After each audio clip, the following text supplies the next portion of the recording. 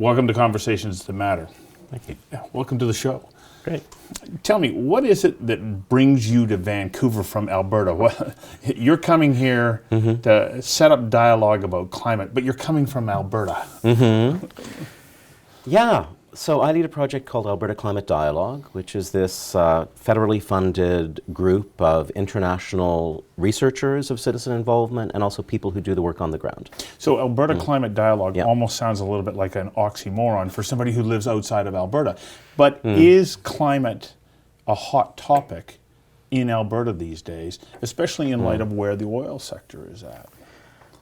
It's a hot topic. It has not been the object of organized citizen involvement, citizen consultation from the government side. In fact, the now recently deceased PC government of Alberta was incredibly locked down, certainly in the energy and environment sector, maybe across the board when it came to reaching out and bringing citizens into conversations about where we should be going.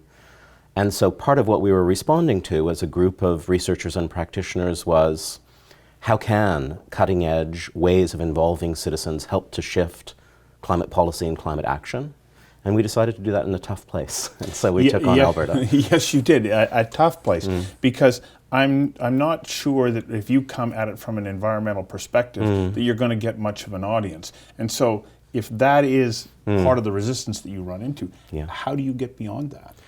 Well, it's been a tough haul. So this project started in 2007 at this international meeting of researchers and practitioners of what in the jargon gets called deliberative democracy, but basically just innovative ways of inviting citizens into conversation about policy and action. Some of us realized that climate change was the issue that kept us awake at night. And we decided to do some work together on the ground and to learn from that, share it across jurisdictions. And I put up my hand and said, I'm from Alberta, let's do it there. And so we spent 4 or 5 years trying to cultivate relationships with governments in order to bring citizens together. From the very beginning, we said the provincial government is a long shot. Let's focus on municipalities, where a lot of the most interesting climate action is taking place, certainly in North America. And so the biggest project that we developed was called the Citizens Panel on Edmonton's Energy and Climate Challenges. And so the city had passed this environmental strategic plan. The most controversial chapter, and it was controversial, was about energy and climate change, and said, Edmonton will become a climate neutral city. And the Chamber of Commerce screamed, the development community pushed back very hard. And so here were these civil servants, with this plan having been passed, having to develop policy and strategy around energy transition. And we talked with them for 18 months, trying to help them to see how bringing citizens into the conversation could actually help to identify pathways that could be sustained over time and that councillors could vote in favor of with confidence, that citizens of the city, when they really have a chance to talk it through together with good information, actually support this way of going forward. So we're talking about the energy capital of Canada when it comes to oil. Yep. Oil and gas. Calgary might fight for that title, but we're close. Well, maybe for the head office side, but I think that when you take a look at like the number of jobs that are on the ground that are related to the oil and gas sector in Edmonton, it's extraordinary. And yet you've got the city government saying we're going to become energy neutral. But in a climate that gets very cold in the winter, how do you do that? And how do you get them to embrace the idea that somehow we can become energy neutral? Yeah, so the language of climate neutrality has been left to one side. We're now talking about becoming a low-carbon city. So there were champions of this from within council. Don Iveson at that time was a councillor. He's now our mayor. He was charged with the environment file, and he had a real passion around climate action. There were civil servants who saw reasons to do this. One of the things that came out of the citizens panel that we organized, a demographically representative, randomly recruited group of citizens, including people who worked in the energy sector, including people who were skeptical of the science of climate change. One of the key findings and recommendations of that panel was that there are a lot of different reasons to do this. One of our most passionate spokespeople for this low carbon pathway recommendation of the citizen panel is a guy named Scott, who still doesn't really believe the science of climate change. But he said, I'm big on fiscal responsibility. It'll save us money to do this. I actually care about certain aspects of quality of life. I want walkable neighborhoods, for example. And so one of the things that I think has allowed the city to move forward, and 2 years downstream from these citizen recommendations, they actually just passed an energy transition strategy that actually puts a lot of meat on the bones of moving in that low carbon direction. But it was the fact that there were these many different reasons, values, priorities that led citizens, when they actually had the facts in their hands, to point in this direction. So how do you open up a dialogue with somebody about climate Yeah. in that kind of environment? And is that the right word? Do you start by talking about the environment, or do you move to some of these social and economic values and say, well, let's take a look at it from that perspective. And if that's the end game and this is the benefit or the consequence of that, then great. Yeah. Is that the way that you have to come at this? So, I mean, there's a kind of rich terrain of possibilities here. This issue of framing, how you put a headline over the conversation that you are bringing people into, is absolutely crucial. So we were working with the city to bring citizens together at a particular point in a trajectory of policy development when the language of energy transition, climate responsibility, climate change was already in the picture. So the Citizens Panel on Edmonton's energy and climate challenges. I think in some other contexts it can actually be sensible not to make it about climate at all. That may be where you want to get to in terms of advice from citizens, recommendations from citizens, but really climate touches everything. Energy touches everything. And so if you started a conversation about what kind of city do you want to live in? What's important to you in your quality of life and the quality of life of your children, grandchildren, etc., then I think you could still get to climate recommendations. So that's, I think, it's quite situational how you want to frame it, and I think there's a lot of evidence from climate communication, climate psychology, that says don't make it about big, scary climate change. Make it a more open conversation that moves people toward questions of what we should be doing around energy use. So when we take a look at what the Simon Fraser University Center for Dialogue is doing around renewable cities, is that an approach that seems to get an easier access to an audience rather than saying, oh my gosh, the world is going to hell in a handbasket, and if you don't change your lifestyle and force governments and big companies to do that, we're all going to die? Yes, it is a better approach. I mean, there are reams and reams of studies and on-the-ground experiences that say big, scary climate change is not a way to invite people into the conversation or to motivate people to act, whether it's in their own homes and lives or in terms of political action. We had many debates within this diverse group of researchers and practitioners about what it meant to sort of leave the climate word aside. So at some point in the process, people have to understand something about what we know about climate change, some pieces of the science of climate change, but I think that the conventional government approach and campaigning approach to public outreach, public education, public consultation has been to front load all of the technical stuff and then ask people to decide, and that's not the approach that we took. So what does one of your conversations look like? How does it come together? How do you get people there? And then how does it unfold? And what do they do when they leave? Yeah, so there are, as I said before, many different models of this. Some of them, this is especially the case in the United States, are grassroots up. Some of them, and this is more typical in Canada, are convened by governments or doors opened, invitations extended from the top down. So I'll just tell you about what we did in City of Edmonton. The city wanted recommendations. We, as research experts, practice experts in citizen deliberation, insisted that there be a clear promise about what the influence of this panel would be.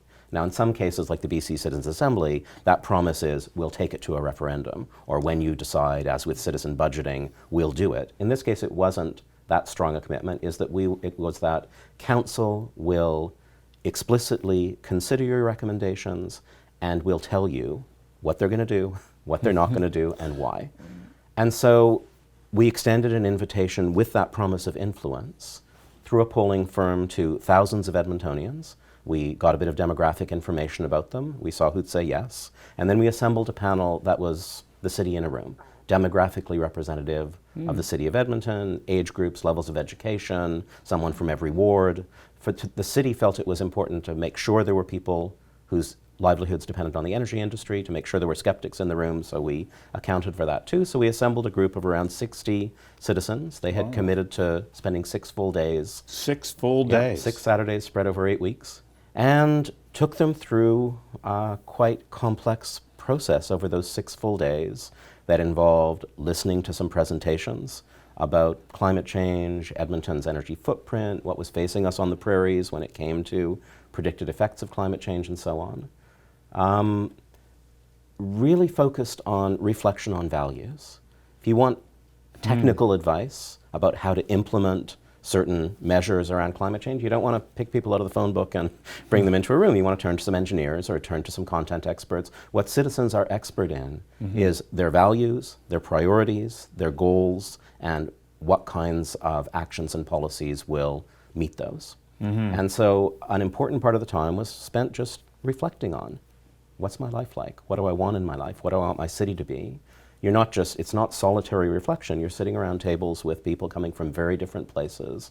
And there's something really powerful in citizens being able to hear very different perspectives, listen well, argue, and over time, we used keypad voting, so they got to sort of see where the room was. Yeah. And by the end of it, 92% of the people in this room, this incredibly diverse group, voted in favor of Edmonton becoming a low-carbon city. And as I said 92%. before, 92%. Now, you make it sound almost like it was a little bit of a love-in because you've got such a nice, gentle way about describing this.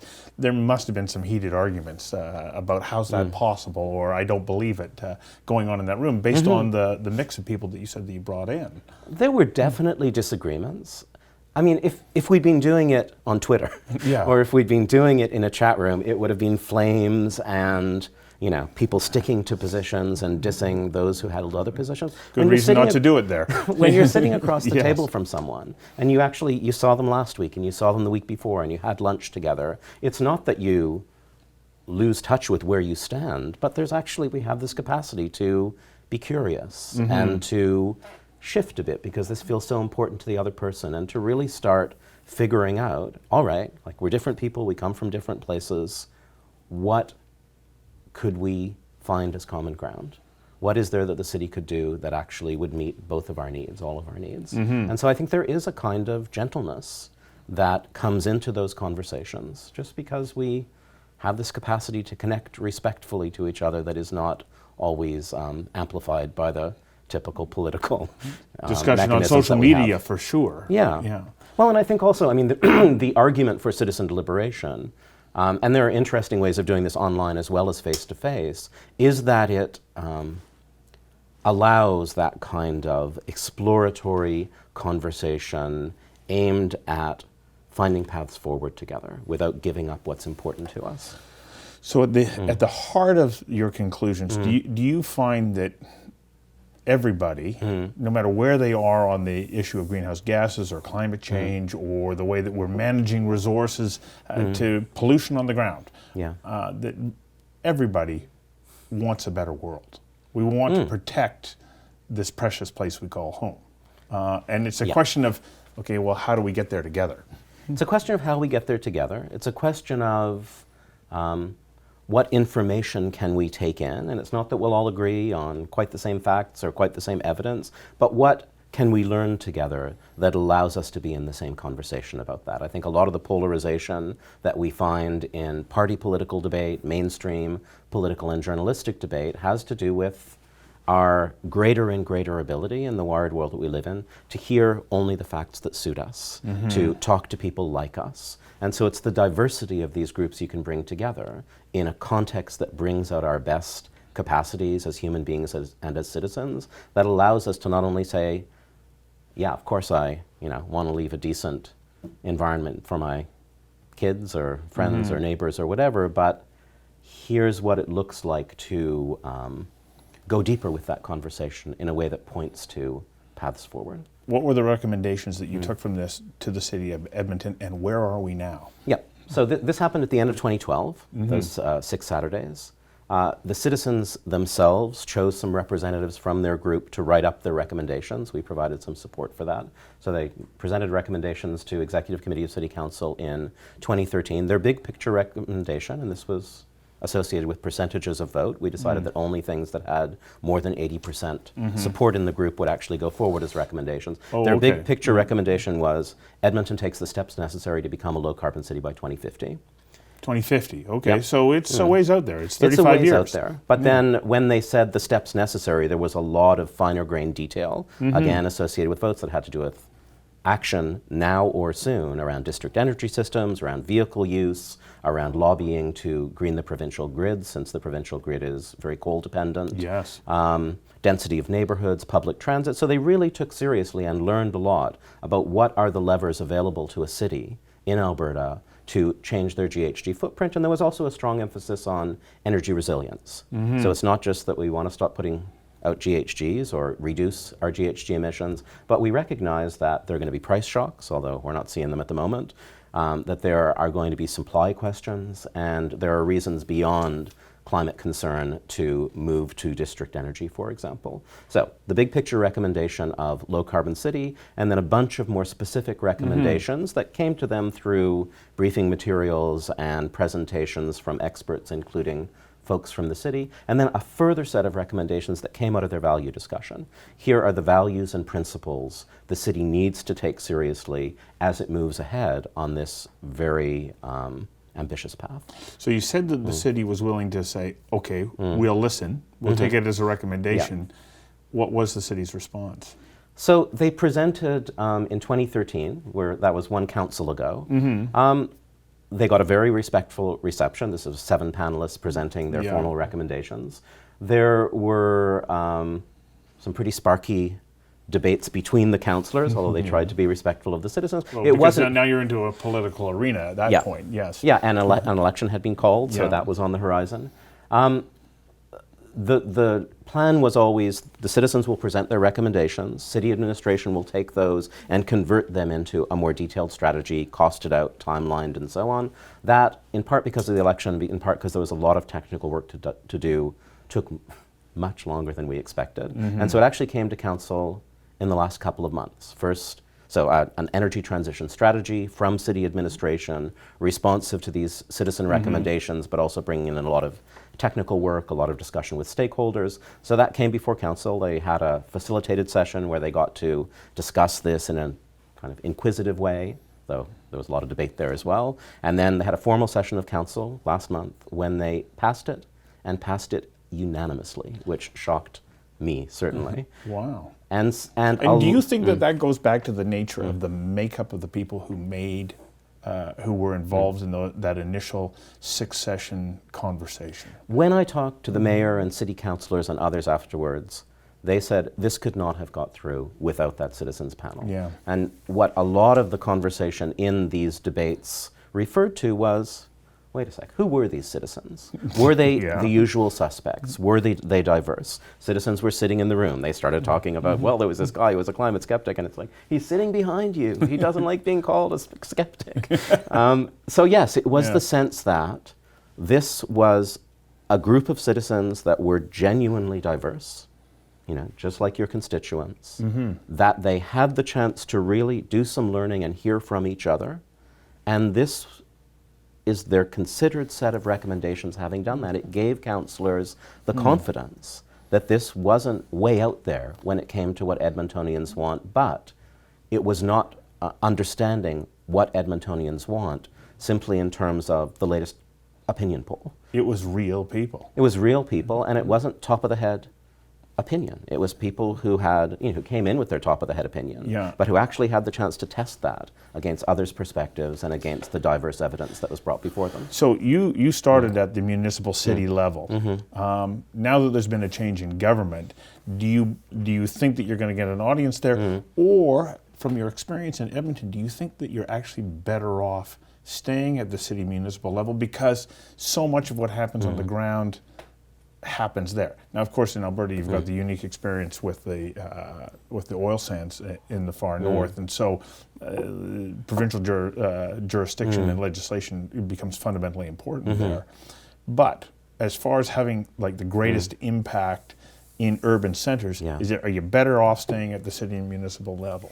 I think, and this is true not just in Alberta, but across North America and other parts of the world, cities are leading, but nations and provinces control things that are extremely important. If you want to get our electricity generation off coal, that's about provincial decision making. Yeah. There's some federal stuff in the background as well. If you want to have a carbon price or change the future footprint of the oil sands, that needs to be the province. So this has to go to the province.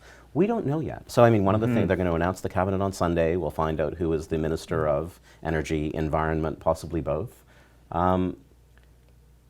We want to meet with that person, those people, and share with them why it actually will help them to act wisely and boldly and in a way that's going to have legs over time if they're actually willing to open up a big conversation in Alberta, not just about what do we want to do with climate policy, but what kind of province do we want to live in? How do we see ourselves as a province? And what does that translate into when it comes to energy, environment, resource extraction, and so on? And so I don't know whether they'll pick that up. I think that they're going to have a different set of ideas around climate policy, but it's an open question whether they will want to do that in a more open and democratic way than the previous government. So what if somebody in another jurisdiction in Canada goes, that's a good idea, how do I do it? Are you open to them coming and learning from you, engaging you, saying, absolutely. How can we do this here? Yeah, Alberta Climate Dialogue has quite a lot of resource on the web. Google us. Our mission has been to learn on the ground through sometimes difficult experience in Alberta, and then to be able to hand that to people in other jurisdictions who are interested. So, because I'd like to bring things back to the individual, somebody's watching, they're going to a dinner party and they want to bring this topic up. From your perspective, what's the best way to introduce this topic so that you have the broadest possible audience? Yeah. So you're going back to your description of framing earlier. How do you frame this in a way that all of a sudden the gates of like go up and I'm not talking to you about that, or blah blah blah. And I think that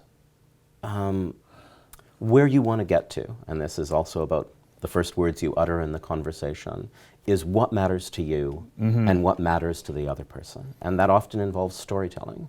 Yeah. So, I could just talk about what I care about as relates to climate change, energy transition, and put it in a story about how I ended up thinking that, and who my son is, and why I care about him, and what I worry about.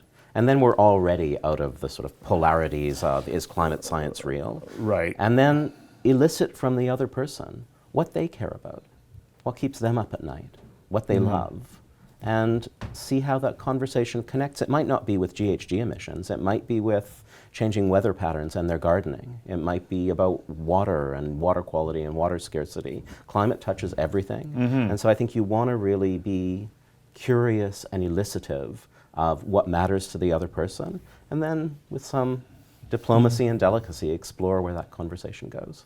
To get to the world in which we want to live in. Yeah. Well, thank you very much. I appreciate you coming in and doing this, and I applaud you for the work that you're doing. Who knows? Others may look at what you're doing and say, I want to do that too. They should get in touch. I welcome that. Okay, thank you. Take care.